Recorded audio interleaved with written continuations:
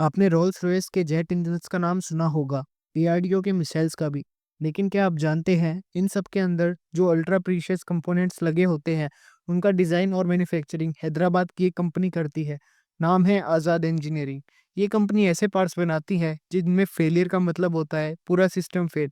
Aerospace, defence, energy, oil and gas सबसे complex और high stake sector में है।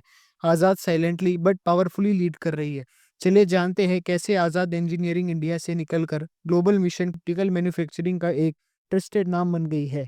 आज़ाद इंजीनियरिंग लिमिटेड एक कटिंग एज मैन्युफैक्चरिंग कंपनी है जो हैदराबाद से ऑपरेट करती है। ये कंपनी सिंपल चीजें नहीं बल्कि मिशन क्रिटिकल कंपोनेंट्स बनाती है, ऐसे पार्ट्स जो एयरक्राफ्ट, मिसाइल्स, टरबाइंस जैसे सेंसिटिव सिस्टम में यूज होते हैं, जहाँ गलती की बिल्कुल गुंजाइश नहीं होती। आज़ाद का फोकस है एरोस्पेस, डिफेंस, एनर्जी और ऑयल एंड गैस जैसे डिमांडिंग सेक्टर्स में, जहाँ क्वालिटी और प्रीशियस पैरामाउंट है। दोस्तों, मैं आपको बताना चाहूँ, ये कोई बाय एंड सेल रिकमेंडेशन नहीं है। खुद की रिसर्च करके फिर इन्वेस्ट करें।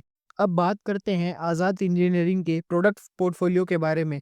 तो उनमें कुछ एडवांस और हाई प्रीशियस कंपोनेंट्स होते हैं। जेट इंजन्स के एयरफॉइल्स, ब्लिस्क और इम्पेलर्स, मिसाइल सिस्टम के बूस्टर्स, स्किड्स, इग्नाइटर बॉडीज, और आप इस इमेज में देख ही सकते हैं इनका प्रोडक्ट पोर्टफोलियो।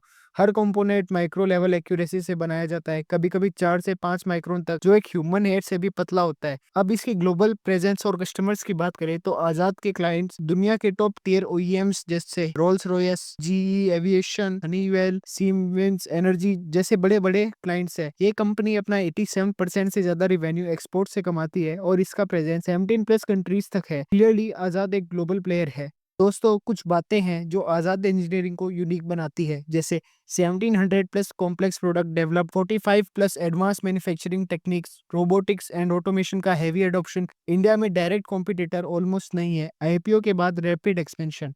अब इसके रिवेन्यू ब्रेकडाउन की बात करें तो एनर्जी, ऑयल एंड गैस, इसका रिवेन्यू कंट्रीब्यूशन 84% है। और किन प्रोडक्ट से आता है? Turbine blades, hot gas part, drilling tools.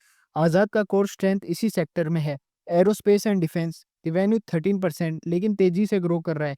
Rolls Royce, जीवी एविएशन जैसे क्लाइंट्स मिलने के बाद ये सेगमेंट फास्ट ट्रैक पर है।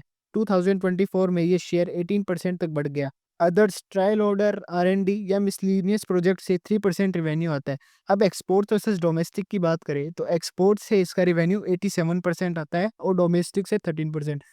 अब इसके फाइनेंशियल्स के बारे में कुछ जानते हैं। तो कंपनी का टोटल रिवेन्यू FY24 के 3407 मिलियन से बढ़कर FY25 में 4529 मिलियन हो गया, यानी year on year growth rate 32% से बढ़ा। ये दिखाता है कि कंपनी का बिजनेस स्केल हो रहा है, डिमांड भी अच्छी थी और एग्जीक्यूशन भी स्ट्रॉन्ग रहा।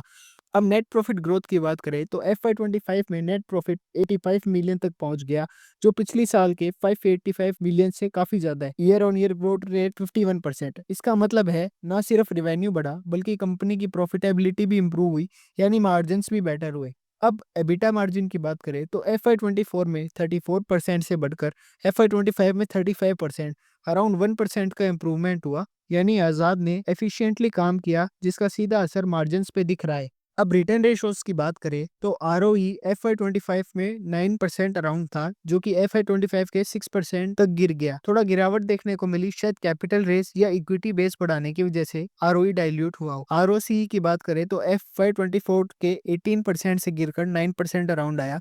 यहाँ भी नोटिसेबल डिक्लाइन है। इसका मेजर रीजन नीचे समझाया गया है डेब्ट जब में।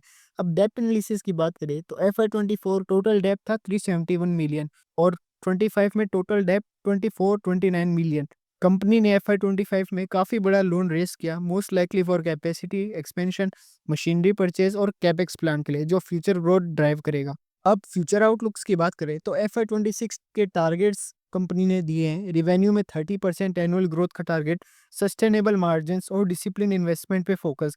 कैपेसिटी एक्सपेंशन, हैदराबाद में 2 नई प्लांट्स बन रही है। Total 95,000 square meter manufacturing area, 7,000 million capex raise किया गया है। लॉन्ग टर्म कॉन्ट्रैक्ट्स की बात करें तो जी वेरनोवा के साथ USD 112 मिलियन का gas turbine parts contract, Rolls Royce, Honeywell, DRDO जैसे क्लाइंट्स के साथ long term deals. Global expansion की बात करें तो सऊदी अरेबिया में न्यू फैसिलिटी के लिए MOU sign, international footprint expand हो रहा है। प्रोडक्ट पोर्टफोलियो में न्यूक्लियर पार्ट्स, लैंडिंग गियर्स और advance aerospace systems, full stack manufacturing ecosystem बनाना एम है। टेक फोकस में lean manufacturing, automation, cost optimisation, quality के साथ स्पीड और स्केल भी बढ़ाने का टारगेट। अब इतनी बढ़िया कंपनी में कुछ रिस्क भी है जो कि हर कंपनी में होते हैं। तो पहला रिस्क है client concentration. Gas turbine revenue का 75% सिर्फ 3 क्लाइंट से आता है। नए क्लाइंट्स को ऑनबोर्ड करने में 3-4 साल लगते हैं। कैश कन्वर्जन साइकिल 41 दिन से बढ़कर 840 दिन हो गया। आईपीओ के बाद 6 महीने में बोरोइंग्स 3.5x बढ़ गई। पीई रेशो 27.3 है, जबकि इंडस्ट्री का एवरेज 13 है। 80% रेवेन्यू इसी सेक्टर से जहां ग्रोथ अब थोड़ी स्लो हो रही है।